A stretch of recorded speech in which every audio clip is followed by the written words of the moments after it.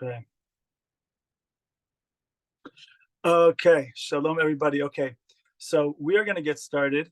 And the idea here is that we're going to go through, God willing, the sfirot, the seven action-oriented, emotion-oriented sfirot. That's the plan over the next number of weeks.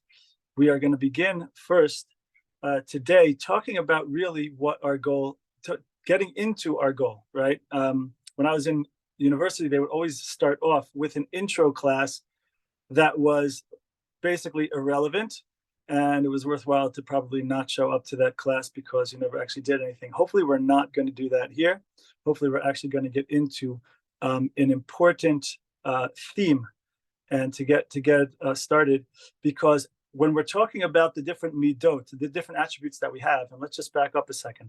When we're talking about the sfirot, so this word is more modern. More modern means like 500 years old. But before they were before they were really referred to in general as the sfirot of Kabbalah, which is all about the different energies by which God created the world,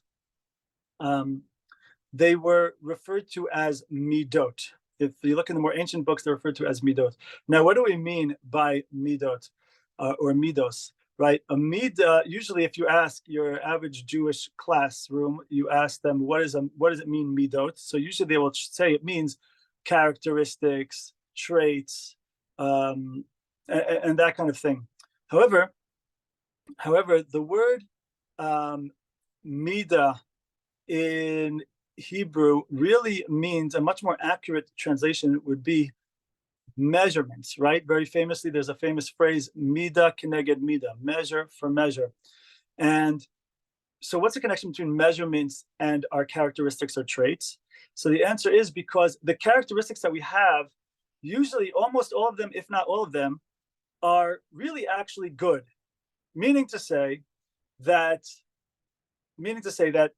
what we're going to be involved with in terms of our traits could be good. At the core, it is good, but we can use it in an unhealthy way. The question is how we use it. The question is it balanced? Is it not balanced? Right? There's a time and a place. So, for example, the different midos we're going to be discussing, chesed, netzach, hod, yesod, malchus, right? So, chesed, for example, chesed can be, obviously we think of it as good, but there can be an inappropriate application of the attribute of chesed, of the attribute of kindness, of the attribute of extending yourself. If it's done in an unhealthy in an inappropriate situation, or in an unhealthy way, coming from an unhealthy place within you, right?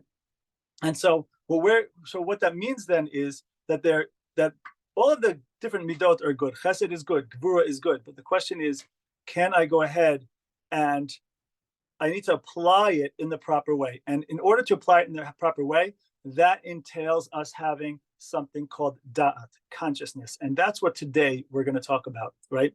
Because we need to be able to come from a conscious place in order that we apply our midot, apply our attributes in a healthy way. If not, if we have no consciousness and we just have our midot running themselves, right? In Kabbalah, in Hasidus, this is called nefesh. You're running from a nefesh state of mind or a nefesh state of self, right? What does nefesh mean? Nefesh means, yes, it could mean soul, but really it means that you're alive, but not necessarily that you're being very conscious while you're alive. The motor is running, but not necessarily is it being led by a conscious driver, right? And so that all of our midot, what we want to do is we want to become masters over our midot, so that our midot are not masters over us, right? And this is something that we see by Abraham very clearly. By Abraham, we know that he was all about chesed, and God willing, we're going to talk about that next week. But we see that there was a time where he was called upon to use gevura. He was called upon by the Akedat Yitzchak, by the binding of Isaac. He had to not use chesed at that moment, right? He had to not use kindness at that moment because that was the right thing in that situation. And once he does that, then the Torah says about him that now, or it says in the Torah about him, now I know that you're a Yarei Elokim. Now I know that you're someone who has awe of God, right? What does this mean? This means to say that the point is that we should not be getting stuck in in our roles. We should not become a person who's like, okay, I'm a chesed person, so now I just always do chesed no matter what, even if it's not the right time, the right place, the right person, the right, and if I'm not really at one with it, doesn't matter. I'm doing it anyway because that's who I made myself into be. So I get stuck into this role, right? Avram could have easily, who knows? Avram could have been stuck into a role of chesed. He becomes chesed man, but like, no, hold on a second. There's a God here. No, I'm doing it from a place of consciousness. And so can you hear the idea that when Avram goes ahead and is able to hold back from chesed at the time where it was the wrong thing to do, and he's able to hold back from it and not do it, can you hear the idea that in a certain respect, he gets all the credit, so to speak, or he reveals himself as being a conscious chesed person when he was involved in chesed, right? Means to say he wasn't just on autopilot when he was doing that. He wasn't coming from an unhealthy place when he was doing it.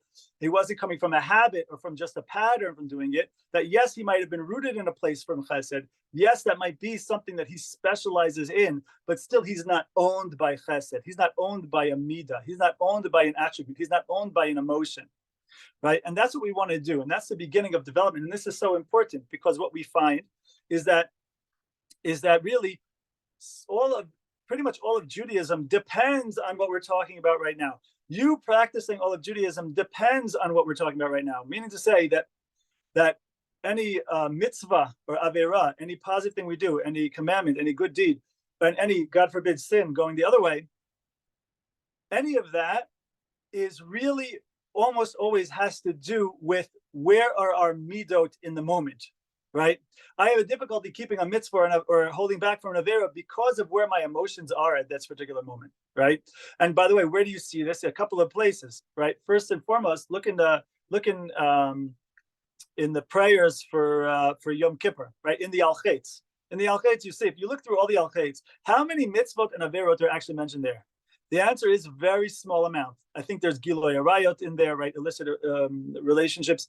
There's Lashon Hara in there, talking slander, right? There's a few that are in there that we're asking forgiveness for, but almost all of it is not, there's nothing, there aren't the 613 commandments. There aren't 613 al-Chetz, right? There aren't 613 things, God forgive me for this thing, and going through all of it. We don't really have that, right? What's in there is not the sin. What's in there is the emotion underneath the sin, the habit, the pattern, the kind of the way of being that's underneath the problems that manifest themselves as averot, as sins, right?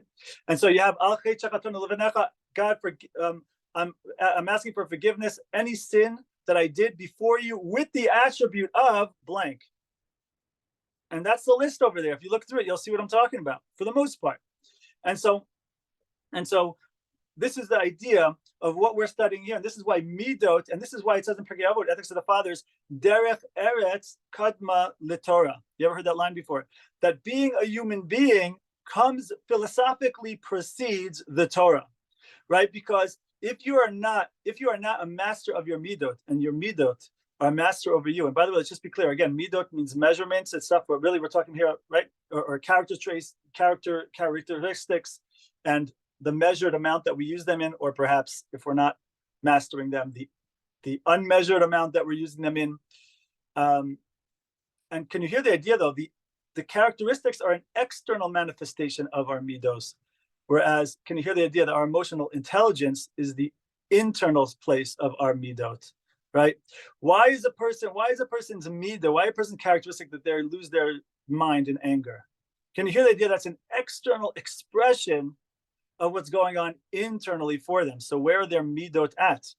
Do you hear what I'm saying?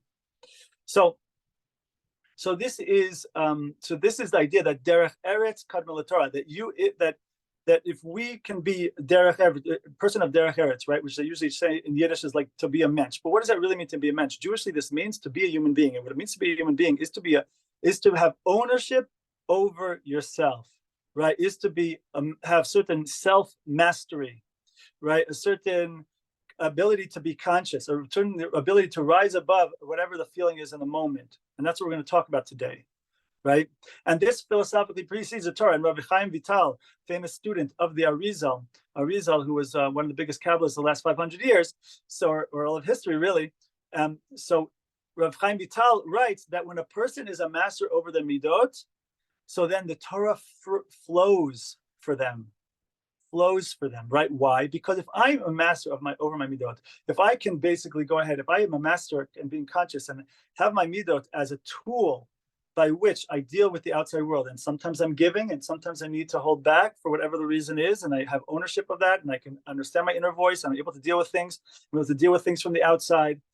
So then, when the Torah tells me, okay, in this situation, use chesed, thou shalt. In this situation, thou shalt not use gvura. Hold yourself, hold back from this. So if I'm a master of my midot already, as I enter into the Torah, as I enter into what the Torah teaches, before I even open the Torah, I'm a master over my characteristics. I'm a healthy person. I am a human by choice, not just by definition.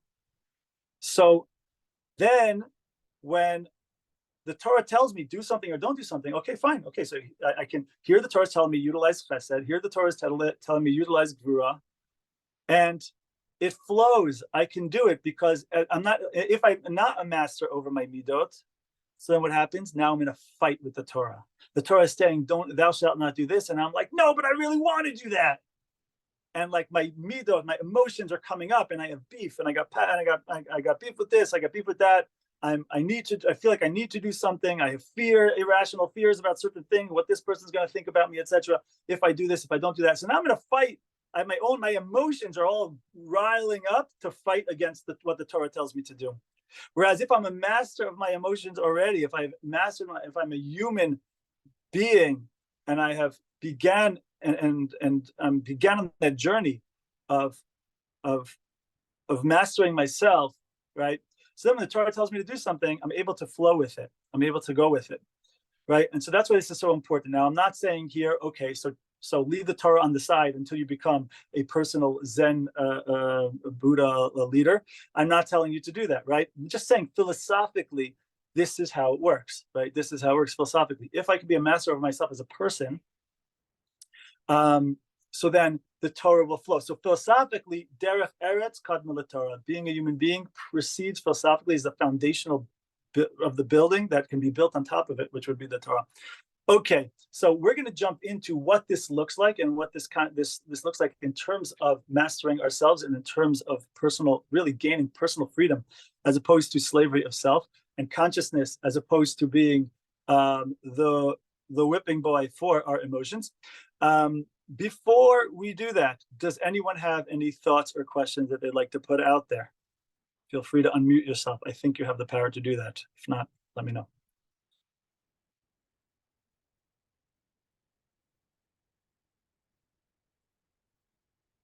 Okay, so then we'll jump right into it. Okay, so let's talk about it.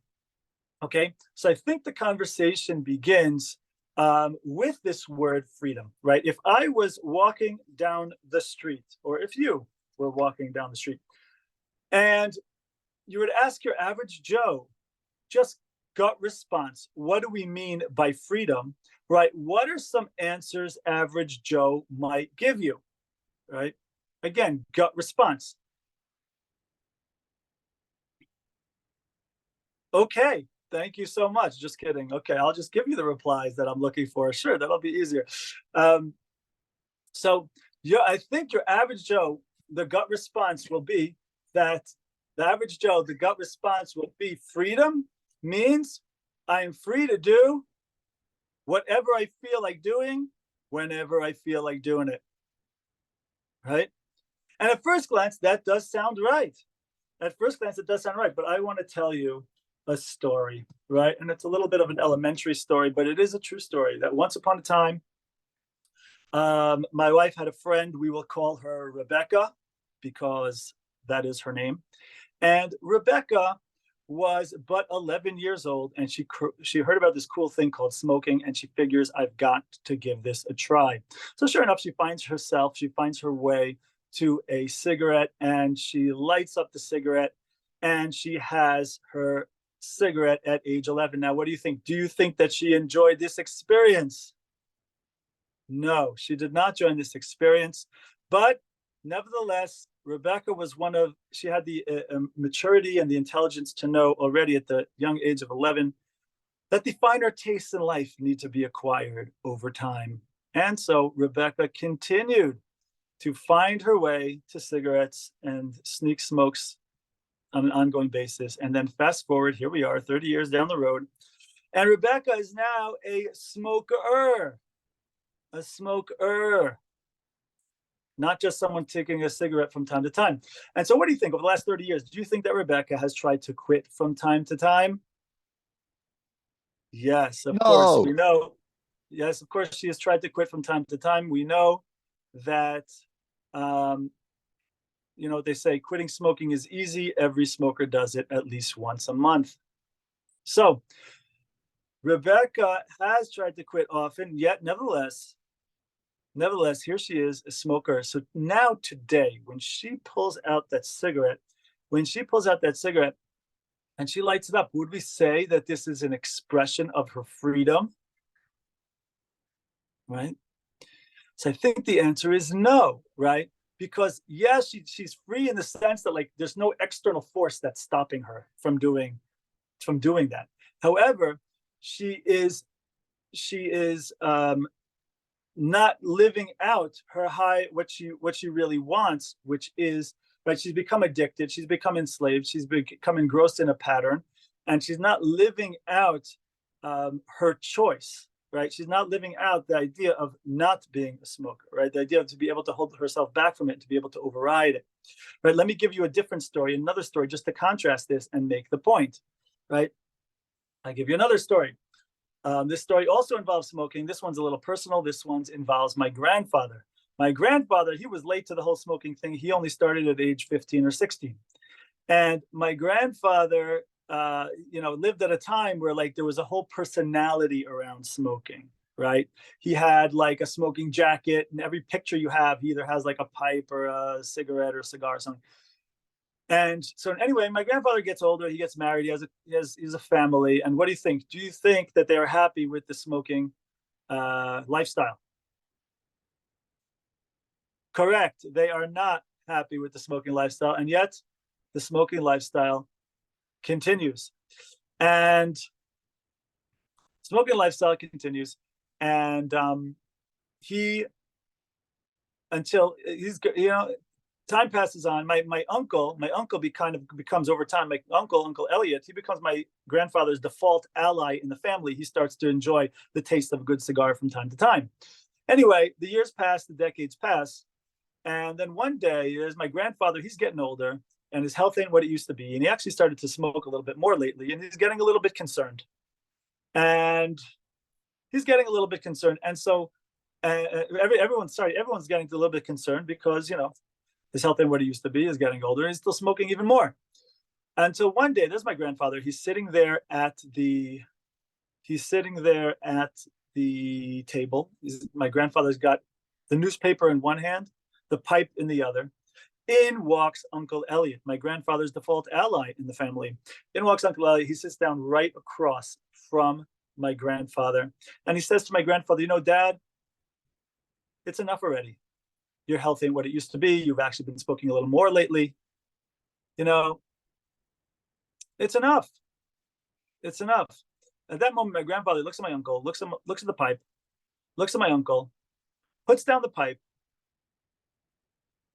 never picks it up again.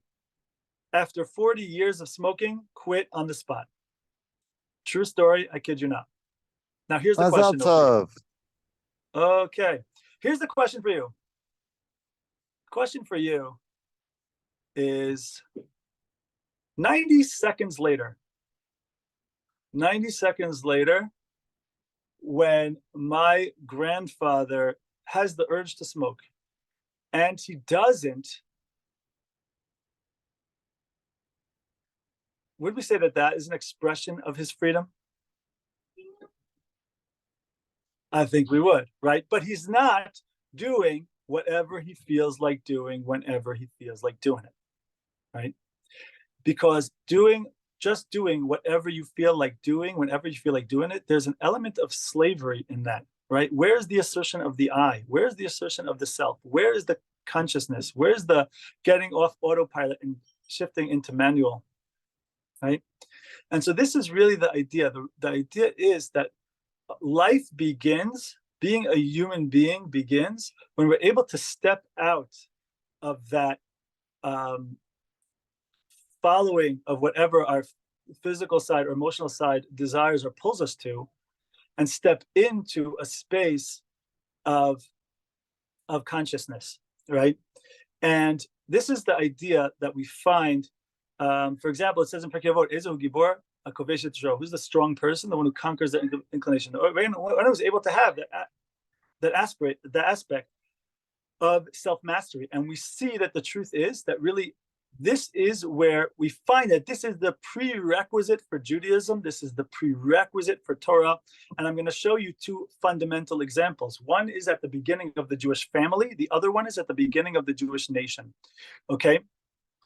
For example, okay, the beginning of the Jewish family, we find that that the first thing that Hashem, that God says to Abraham, the first thing he says is, Lech lecha mi'artzecha mi'ladetecha mi'beit avicha. The first thing he says to him is, Lech lecha, go to you. Right? A lot of times they translate that as for you, and that's also a true translation. I'm switching it up a little bit. Lech lecha, go to you. God says to Abe, listen, if you want to go to who you really are, if you want to go to your potential, if you want to be that spiritual searcher, if you want to be that person who's searching for yourself and for your higher self, right? God says, I got a 3-point plan prerequisite if you want to go on that journey and if you want to be successful. God says, that if you want to go to the reality of who you are, if you want to go to your potential, if you want to be that person who's on a true spiritual journey, prerequisite is you have to leave from your land, your birthplace, and your parents' house. Now, what do we mean land, birthplace, and parents' house? Can you hear the idea that we're not just talking about physical location, right? We're not just talking about physical location. We are talking about we're talking about so much more than that, right? Can you hear the idea? And by the way, I'll prove it to you. If it was really land, birthplace, and parents' house, you would have said it the other way, right? Think about it. If you're physically going to leave where you're from, first you would leave your house, your parents' house. Then you'd leave your birthplace, and then you'd leave the entire country, right? The entire land, right? But what does it mean to leave from your land? You hear the idea. What it means to leave from your land is to leave from the energy of your land, the atmosphere of your land, right? What that land is all about, the cultural values, the societal norms, what they view as good, what they view as bad, right? And so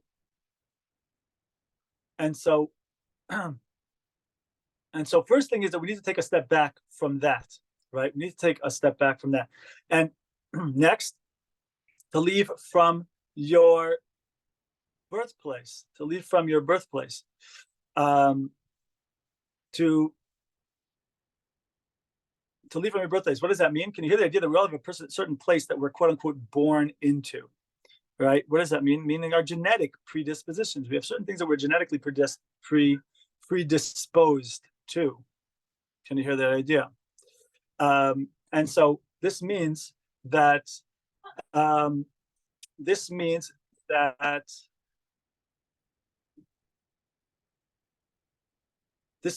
we're not talking about genetic predeterminations, but we are talking about genetic predispositions, right? Yes, we might have different brain chemistry, all that kind of stuff, right? Where certain things, we're genetically predisposed towards one thing or another. And beginning of going on a journey means to be able to extract ourselves from that, and choose something higher, right? And to leave from your parents' house. That we all have certain things, that ways we're ingrained, attributes, ways we think, ways we respond, especially when it comes to relationships, especially when it comes to intimate relationships, based on how we were raised. Not what they told us to do, but what they actually did, right? Not what they told us to do, but what they actually did. So right, so like we all know, imagine, right, like if you have a parent that they would put in the car some like Uncle Moishe song about not speaking Lashon Hara, and then afterwards you hear the parent being a yenta on the phone talking about everybody in town, right? So and then what do you learn from that? You learn, okay, this is what we say we do, and this is what we actually do, right? And so we all have certain ways of being and ways of responding that we learned based on what was projected in front of us, what was lived out in front of us by the parents, right? And this becomes very, very well ingrained in us. And so much so that I once saw actually a video that was going around on social media, a video. It was a clip from one of those late night shows in America, you know, the ones that are like 11:30, 12:30 at night, where they have a guy behind a desk interviewing people and stuff, right? And the host gets up in front of the entire audience and he says to them, guys, listen, tomorrow is Halloween, and here's what I want you to do. I want you that when your kids come home from trick or treating, after they go to sleep, steal all their candy, hide it somewhere else, and then the next morning, when they come to collect, you know, to come to check on their candy or come to eat their candy in the morning, and they find that it's not there, and they come to you and ask you where their candy is, tell them you ate it, and video record their response and send it to us. And of course, a certain amount of delinquent parents have to, you know, they see the guy on TV telling them to do something, so of course they must oblige. And sure enough, that is what a whole bunch of parents do. And then a couple of days later, this television host comes on again, and he comes on, and apparently they got a whole bunch of video responses, and they put it into a collage, and they show the collage of all of these different kids, and pretty much all of them are crying. But then there's one kid who's throwing things across the room, another kid banging his fist in the table, another kid knocking his head against the wall. And then there was this other young girl who actually sits down across from her mother and starts talking about her feelings. But mom, why did you do that? Didn't you know how it would make me feel? And so most of the audience is cracking up, but there I am watching this clip and thinking like, let's scratch the surface here a little bit. Like, think about it. Like, why is it that this kid throws something across the room, this kid knocks his head against the wall, and this kid sits down and talks about her feelings? Can you hear the idea that like 90% of the time, and you know, 80% of statistics are made up, but 90% of the time, that's a joke, guys, if you think about that. Okay, 90% of the time, can you hear the idea that we're talking about that kid is doing whatever they saw, the child version of whatever they see the parent does when the parent has something happen to them where they feel that they were messed over. Can you hear that idea? And so we're very, very much ingrained in responding in our emotional responses based on the way what we saw and how we were raised. But really what I mean by how we were raised is what we saw as we were being raised, the way our Middot are projected to us by our parents or caregivers' interactions, right?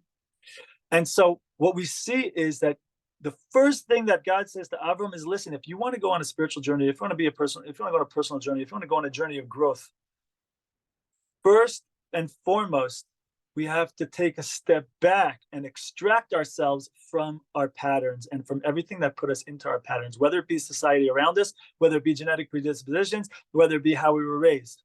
And so you see right here at the beginning of the Torah, you already have those psychological ideas of nature versus nurture. Everything we just said is nature versus nurture. And what Judaism is saying is, yes, we believe in nature versus nurture, but we also believe in the fact that you are a soul. And that means that you have all of these things. You have all of this programming in you, yes, but you're also a soul, which means you can get outside of that programming.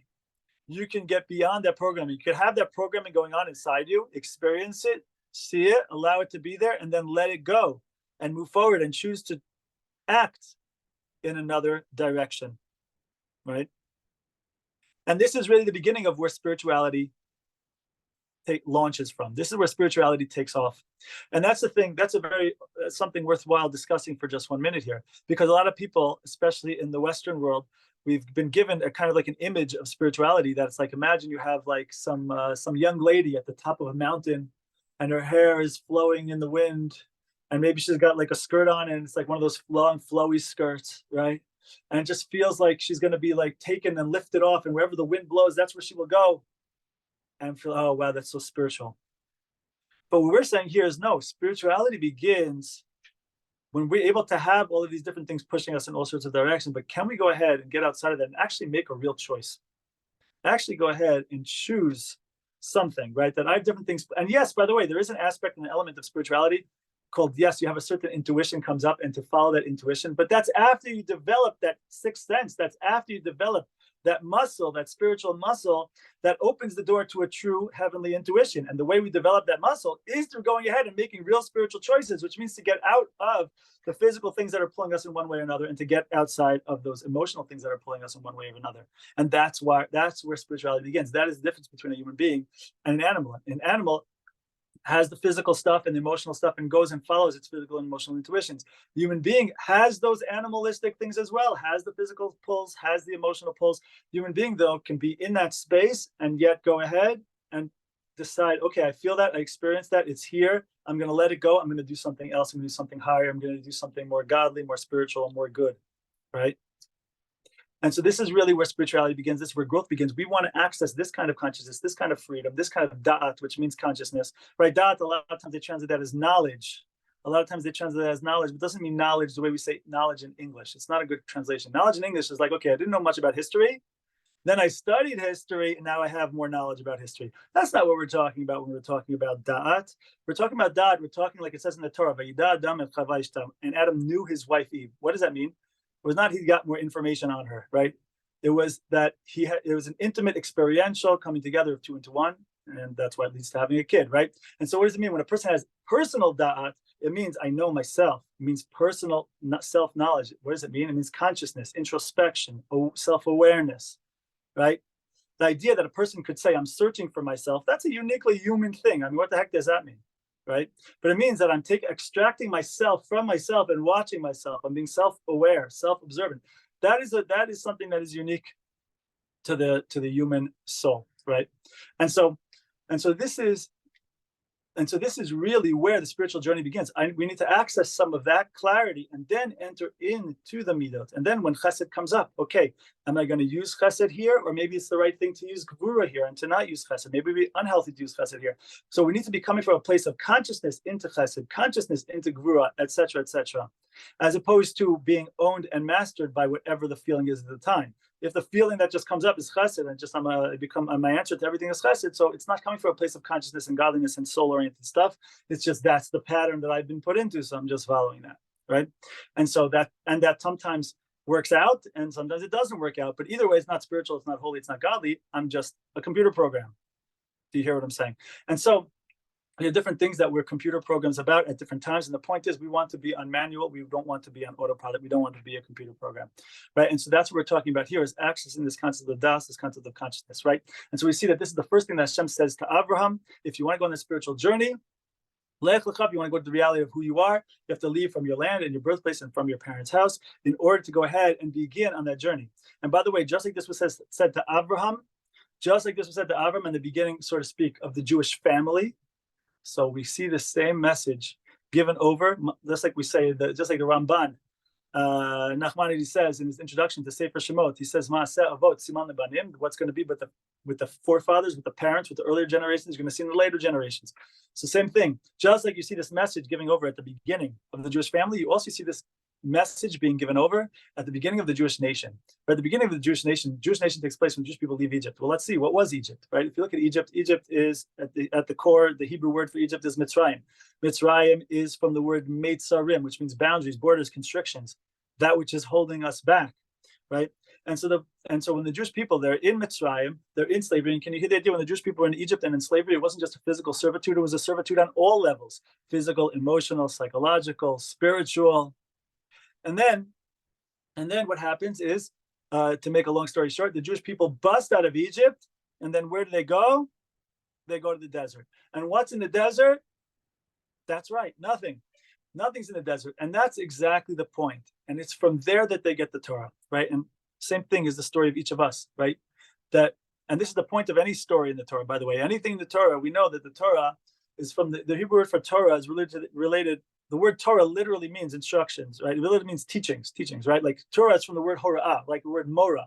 Hora means teacher, hora means teachings. Torah is teachings. Teachings for what? Teachings for life. So anything we're hearing in the Torah, whether it be a mitzvah or a story, is supposed to be a message for us. The reason why it's in the Torah is it's a message for us. So yes, you could learn some Jewish history from Torah, and that's nice and good and true, but that's not why it's there. It's there to be able to give us a message for ourselves. And so when we see the Torah, the story of the Jewish people leaving Egypt, right? So the point is that it's not just to teach us Jewish history, but it's a message for us to understand our own lives and to internalize that message, right? And so when the Jewish people are leaving, so let's take in our own lives. We have our own mitzrayim. We have our own meitzarim. Meitzarim means boundaries, borders, constrictions, that which is holding us back. We have our own mitzrayim, whether it be physical, emotional, psychological, spiritual. And the point is, right, whatever that might be, right, we have certain ways that society has programmed us. We have certain ways that our parents talk to us, and then our inner voice perpetuated it, right? I once saw this quote that careful what you say to your kids will become their inner voice, right? So we have certain ways that we're spoke to, and then our internal voice becomes that, and we start to perpetuate that for ourselves over and over and over again, right? With certain ways that the movies have talked to us, that society, that Hollywood has indoctrinated us with. We have all this stuff that's been put into us, right? We have all these mitzrayim, all these boxes that ways of thinking and ways of feeling that have gone into us, right?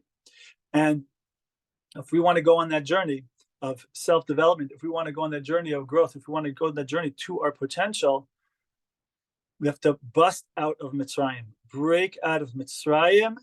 And then when the Jewish people break out of Mitzrayim, we say that they come to the desert. What's in the desert? The desert, like we said, there's nothing there. And this is the point. The point is to break out of these trappings, to break out of these patterns, to get to that space of consciousness, right? Like Stephen Covey, the author of 7 Habits of Highly Effective People, says that the measure of a person can be seen in the space they can put between stimulus and response, right? Person who is not developed, so stimulus then leads to automatic response, however they are, however they're programmed. The more developed person is the one who could say, hold on a second, I can have a stimulus, but then I don't have to respond in any kind of way. I can, like, obviously might feel a certain response coming up because I have programming, but hold on, I'm developing myself. So now I can see that, I can feel that way that I want to respond, but then I can choose a different way to respond. That's the space between stimulus and response. You hear that idea? That's why we need meditation. Thank you very much. Exactly. That's part of it. That's definitely one of the main things of meditation. Exactly. And that's one of the main ways of doing this, of what we're talking about here. That's definitely a big one tool in our toolbox for sure, a big one. And so this is where that freedom comes in, right? And so we go to that. So the idea is we can have all this stuff going on, and then and then we want to break out of those patterns and go to that place of desert, which is a place of nothingness, right? This is the idea, to get to that place of nothingness, to get to the place of true openness, true open-mindedness, right? Not the open-mindedness of your university campus, where if you say something against what they have to say, they will destroy you. That's not the open-mindedness I'm talking about, right? The true capacity to extract yourself from whatever it is, the situation, whatever it is, the information that was given to us, and be able to go ahead and make a separate choice, a higher choice, right? And this is, by the way, why the Torah, one reason why the Torah was given in the desert, because only when you're in a place of openness, only when you're in a place of true, only then can you truly receive what the Torah is looking to give you. And by the way, any information, you can only receive it to the extent you're open to receiving it, right? If I already am filled up with a whole bunch of things, different ways of thinking and ways of going about things and patterns and whatever, and I have all of these, things pulling in me different directions. So then when I get a new piece of information, when I get the Torah, so then instead of receiving the Torah as it was intended, I start slicing and dicing up the Torah, editing it in order to fit into my preconceived notions, right? And so then I don't have the Torah, I have some hodgepodge, an edited version of something in order to fit into something, my true container, my true way of thinking, which is my preconceived notions and my emotions I was raised with. But if we want to get outside of that, if we want to go to a place of freedom, if we want to go to a place of consciousness, it means extracting ourselves from our own personal Egypt, right? And this is the idea of what we are looking to do as we go ahead to be able. We're looking to put in consciousness, put in dot into these Middot, into the Sfirot, into these different elements of our emotions. And so I'll give you I'll give you one more interesting teaching about this, and that is from the Sfat Emet, one of the great Hasidic masters. And he says that, he asked the question, how many times did Jewish people get out of Egypt? How many times? And it's like, you're going to be like, what? How many times did Jewish people get out of Egypt? So the answer is, well, yeah, okay. Your obvious answer is like one, right? Okay, fine. But if you do a little bit of examination, it's one, but it was really two. There's two that was really one. Why do I say that? Because the Jewish people, they bust out of Egypt after the 10 plagues. Right after Makat Bechoros, the Jewish people get out of Egypt. But then what happens? A week later, the Egyptians chase them down. And that's when the splitting of the sea happens. And so again, if this is what happens to the Jewish people and it's given to us in the Torah, that is a message for us in terms of our journey of freeing ourselves, our journey of opening up a new life and having a spiritual, growth, or getting to personal freedom to lead to spiritual growth, right? That says the Sfas Emes, he says, why is it that the Jewish people get out of Egypt twice? He answers, the reason is because they need two redemptions, because there are two levels of exile. That there are two levels of exile. There's exile of body and there's exile of mind. And what does that mean? So I give you an example. Imagine there you have a guy who is married and he's got a few kids. And he's very clear on what's home base, right? Leaving Judaism aside for a second, he's clear that home base, the goal or whatever, is to build these relationships, foster good relationships with his family, foster good relationships with his kids, and that is home base, and that is what it's all about. So there he is, he's at home, he's spending time with them all the time. And then he takes a look one day, he looks into his bank account, and he's like, uh-oh, we're getting awfully close to zero in the bank. Oh, maybe I need to get up. And he says, what I need to do for the sake of the house, for the sake of the families, I need to get up, go outside from the family, leave the family to go out and get a job. And in order to make money, in order to bring that back home for the sake of the family. Can you hear the idea? This is stage one exile. And there's nothing wrong with it. Stage one exile, there's nothing wrong with it. It's needed. He's clear. He's clear on the fact my goal is the family. For the sake of the family, though, I must leave temporarily in order to accomplish something, bring it back home for the sake of the family. Exiled body, physically, he goes out from home base. Mentally, though, he's still clear. I'm doing this for the sake of the family, and this is what's the purpose. However, what happens? Fast forward with this guy a few years down the road, and it's so subtle, catch up with him a few years down the road. We catch up with him, and one day he walks in from the job. He walks into the house. He sits down at the table in the kitchen, and he looks around and he sees, oh, nobody's here right now. Oh, they're all in the back.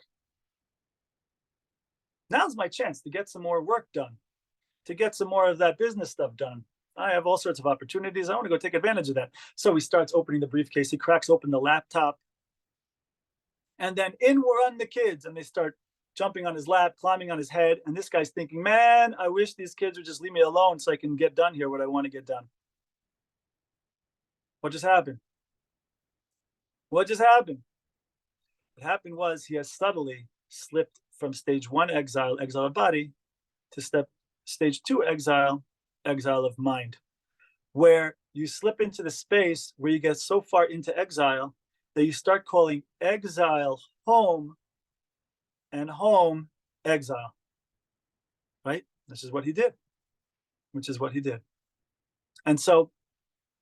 And this shows up. And so what does the Sfas Emes says? Sfas Emes says these are two stages, two levels, two depths of exile. And so in order for us to come out of two stages of exile, we need two stages of redemption. Redemption number one, the Jewish people leaving Egypt. Redemption number two, they leave the Egyptians again that come to chase them down. And we see this in relationships too. We see this in relationships big time, right? Imagine you have a guy and a girl, and this is always fun to do with a crowd of singles, because they all very quickly relate to this, and then they start talking to their friend. Oh, we were just talking about this. Imagine you have a guy and a gal, and they're dating. At first, things are going well, but after a while, a couple starts bickering back and forth or whatever, until one day they decide, okay, you know what, fine, maybe we should break up, right? So they break up. what happens almost always is that 5, 7 days later, one of them calls the other. Usually it's the guy calls the girl. Oh, I just wanted to see how you were feeling, which is code for, I hope you're not doing well because that'll be good for my ego. And anyway, they start talking on the phone back and forth. And it's like, it's kind of nice. And it feels good. And it's like, hey, why do we break up anyway? And who cares what your mother says? I think we should go out again, right?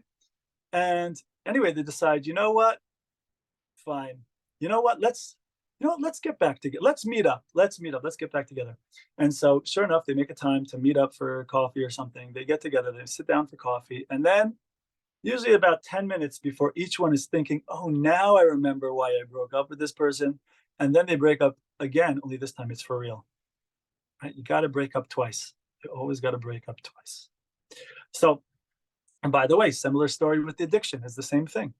The addiction is the same thing, right? Imagine, right? Imagine there's matter of fact, AA likes to call it. I'm how they say. The person will say, I'm such and such amount of years in recovery, right?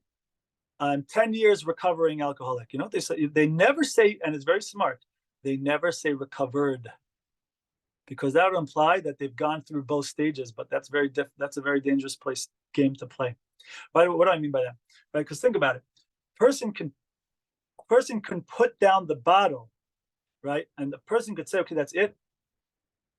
I don't want to take the alcohol anymore. And that's redemption number one. That's redemption of body. But still, the person can still be chased, so to speak, by the alcohol. The person can still be in an alcoholic state of mind, even if he's physically not drinking, right? A person, I don't want to say can always, I do believe, and in Judaism, we do believe that there is something called recovered alcoholic, that to the point that a person can go ahead and actually have like a drink at Kiddush. And I've seen it with my own eyes for sure. And I encourage it at the right time in the right place, but you do have to be very careful with it, right? Because the person could go back. So that person has to be at a very strong place. And so the point is that there's these two stages, right? There's, I physically put down the bottle, but then there's, hold on a second. There's the mentality of the bottle. There's what's going on within me. All of that is exile of mind. I have to be very careful with that. But the point that I'm trying to bring out is that we see that in order to get to a place of freedom and mastery, there's two levels. There's a person going ahead and getting to this place of clarity, but then can I go and getting to this place of consciousness and then go ahead and living out the consciousness in the details. And that's what we're doing here with the Sfirot, right? With the Sfirot is like, I'm coming from a place of consciousness, but then I'm putting myself into Chesed, I'm putting myself into Gvura, right? And this is a higher level. And this is why Judaism is, one of the awesome things about Judaism is because a lot of other religions talk about their version of holiness is like, okay, you have the physical world and I have to divorce myself from all of that, right? In Judaism, this is called stage one, right? In Judaism, that's stage one. That is not the goal, right? And so, yes, it's true. One of the interpretations that Rashi brings it of kadosh, of holy, is to be parush, is to be separate. So there is that idea. But what does that mean, separate? There's a higher level of separate, which is that I can go into the physical, I can go into the thing, but not be owned by the thing. Just like Hashem. Hashem says, be holy because I'm holy. Kedoshim tiyu, you should be holy because I'm holy. Right? You're going to be a mini version of me, says Hashem, which is what we're supposed to be, a soul, spiritual, an aspect of Hashem, an aspect of God, like it says in the Zohar, chelek elokam ma'al, an aspect of Hashem from above, but down here. And what does that mean to say? Just like Hashem is beyond this world, yet within it, so beyond it that he could be within it, yet not limited to it. So also we're supposed to be like that, right? We're supposed to be like this. We're supposed to be able to be beyond this world and then be able to go into the world, but not owned by the world, right? So what's a good example of this, right? Imagine you have a guy who goes into the Himalayas. He goes into the mountains in the east and he sits there on the top of the mountain. There he is meditating on the tip of his nose for 22 out of a 24-hour day. Totally beyond this world, divorced from this world, etc. Right? Great, beautiful. It's a level. It's a level. But then imagine though a person who steps on Ben Yehuda Street here in Israel, and it's a hot summer day, and he steps into a falafel store, and there's a lot of people there. It's crowded, it's pushy, and the air conditioner breaks. And now people are pushing in, can you hold and live Himalaya consciousness in the falafel store with the broken air conditioning in downtown Jerusalem with people who are pushing? Can you hear the idea that that is applied consciousness? That is internalized spirituality. And this is really what we're going for here in Judaism, right? And this is why Judaism is all about integration and integrating the spiritual and the physical, living out a little bit of that higher stuff, but even here in the lower stuff. And this is what it means, that holiness means separate.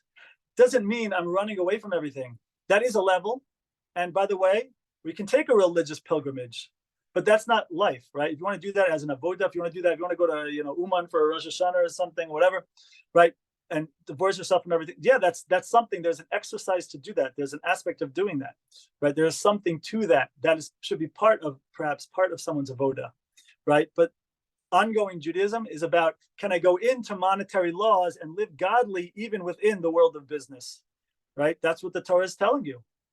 Can I go ahead and live godly in this particular thing, in that particular thing? And what we're talking about is even more basic than that. Right? The Torah is getting into the nitty-gritty and the details. What we're talking about is, hold on a second, let me master myself in all these different ways and bring that godliness into myself, into my emotions, into my characteristics.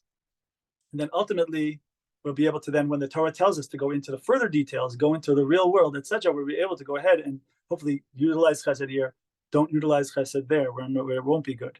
Right, and so this is really what we're working on. This is a quick intro. This is a quick quote unquote intro. I don't know if it's quick, but this is an intro. This is the beginning. This is the idea of da'at and consciousness and freedom that we're going to go ahead and hopefully spirituality, and then God willing, we're going to be starting next week at this time.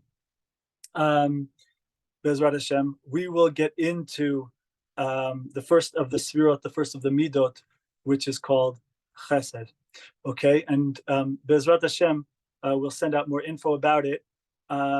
Questions, thoughts, ideas from anybody here?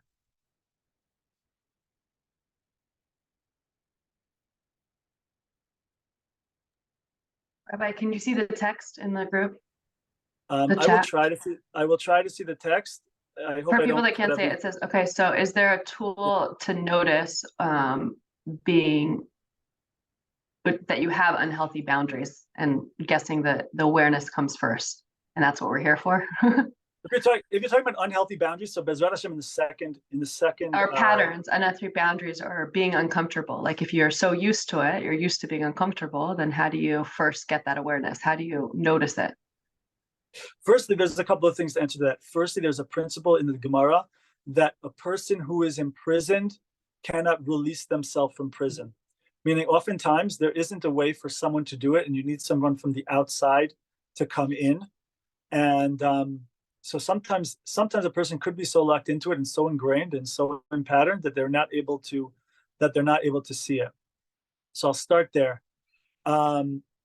Secondly, one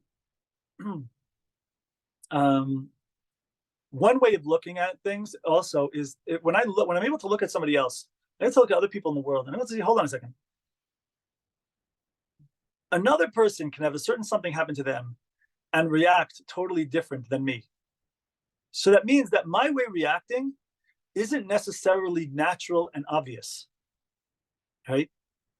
There's another way to respond to that thing. So if there's another way to respond to that thing, that means that, like, it could be that his thing also isn't natural and obvious, or her thing's also not natural and obvious. But the point is that, like, we can choose our response. So if my response isn't serving me, or if my response isn't good, isn't healthy, if it's not serving me, if it's, I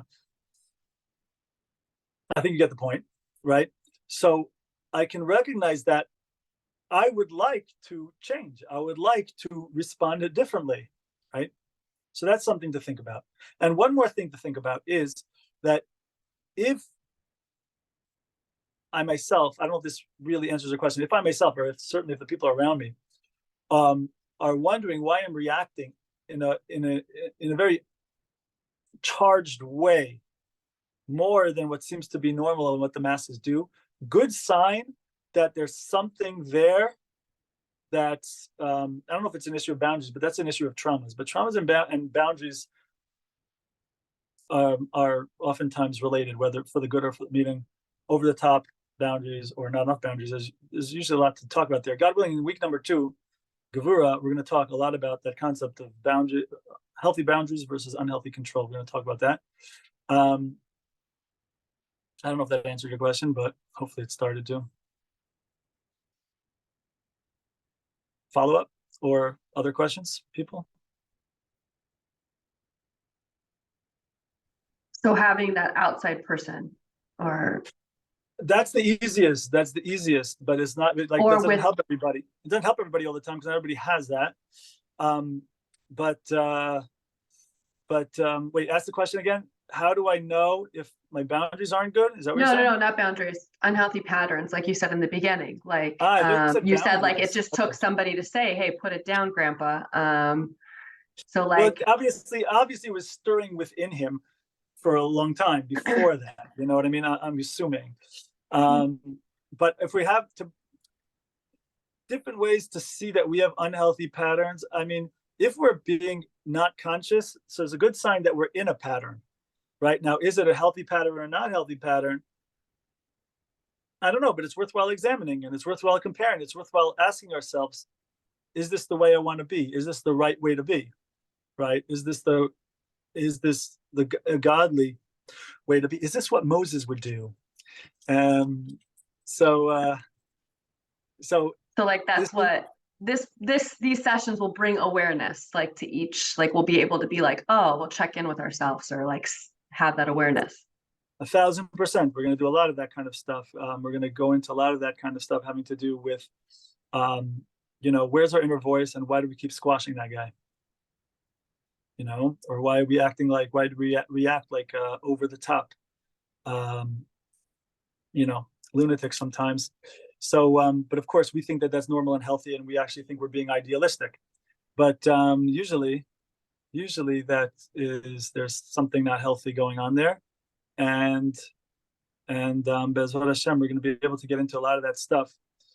Yeah, it should be good. It should be fun. It should be deep. It should be meaningful.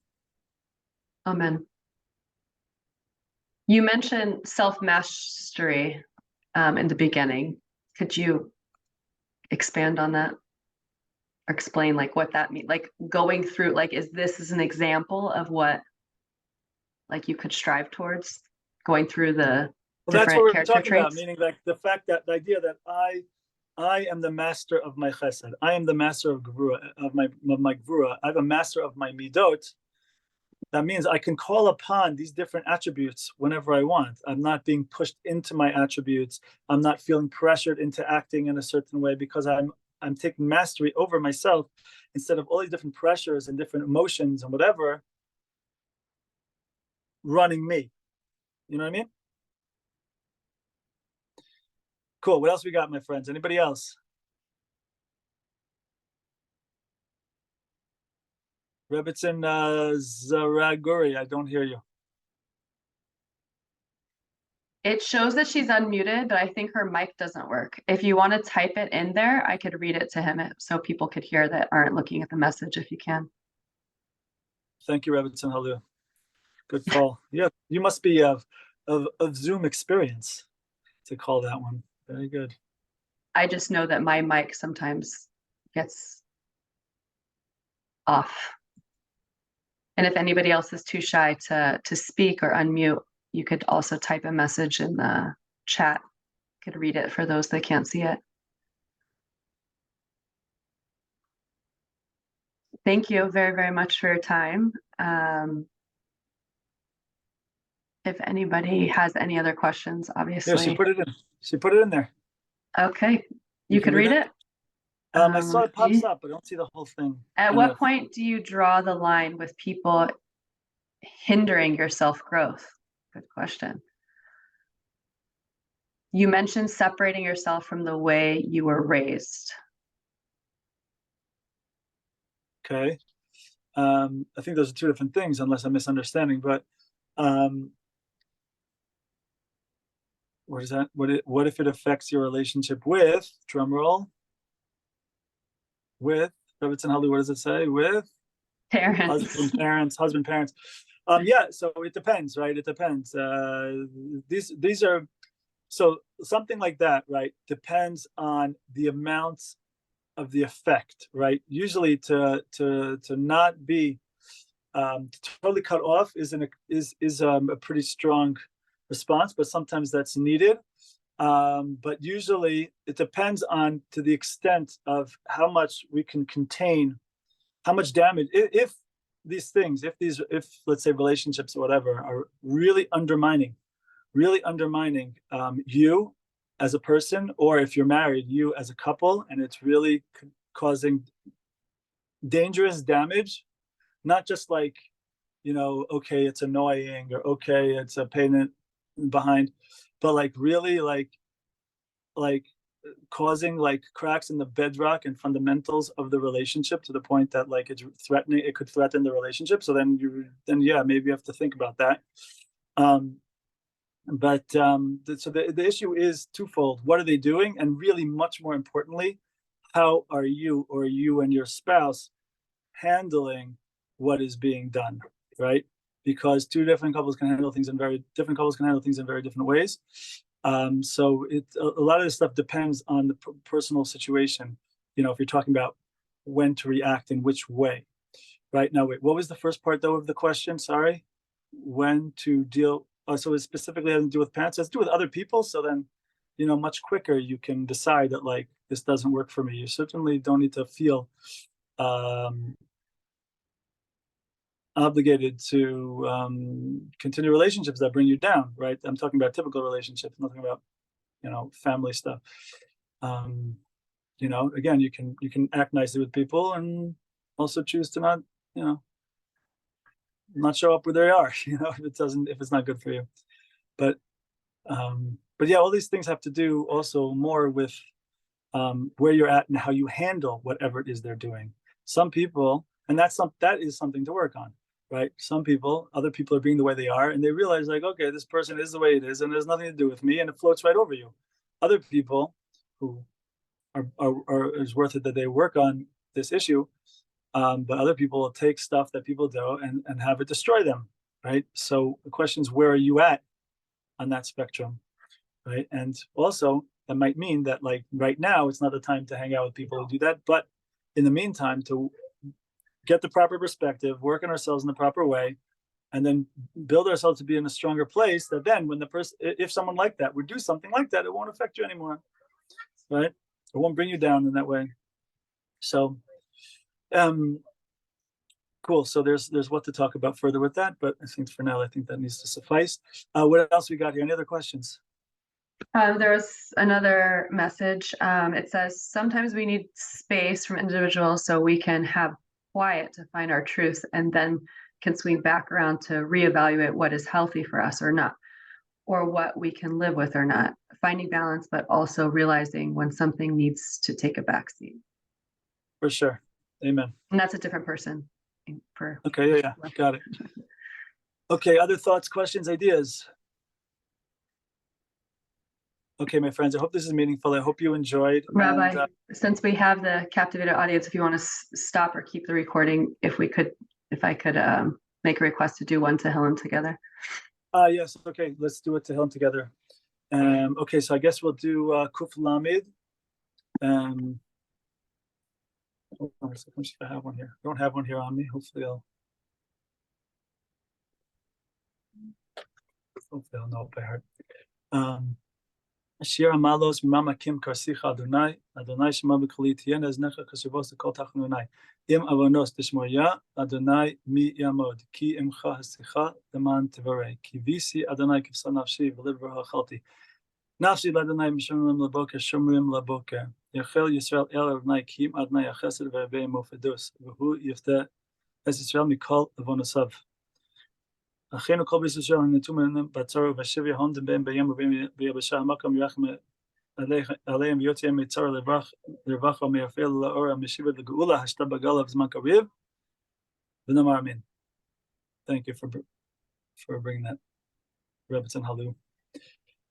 Okay, my friends, I hope this is meaningful, and thank you so much for being here, and Bezrat Hashem, we will continue next week. We'll send out more info, and hopefully we'll make a funky, spicy, spiced up flyer with all the deets. All right, my friends, if anyone has any private questions, awesome. Thank you so much, Rebbe Tzimchaya. If anyone has any, thank you so much for whoever just sent me the private message. I guess I will keep it anonymous. If anyone has any private questions, anything like this, you're welcome to WhatsApp me if you have my WhatsApp, 052-451-6654, Israel, or email eliethejew@gmail.com. And yeah, we'll see everyone shortly, hopefully. Bezrat Hashem. Ciao.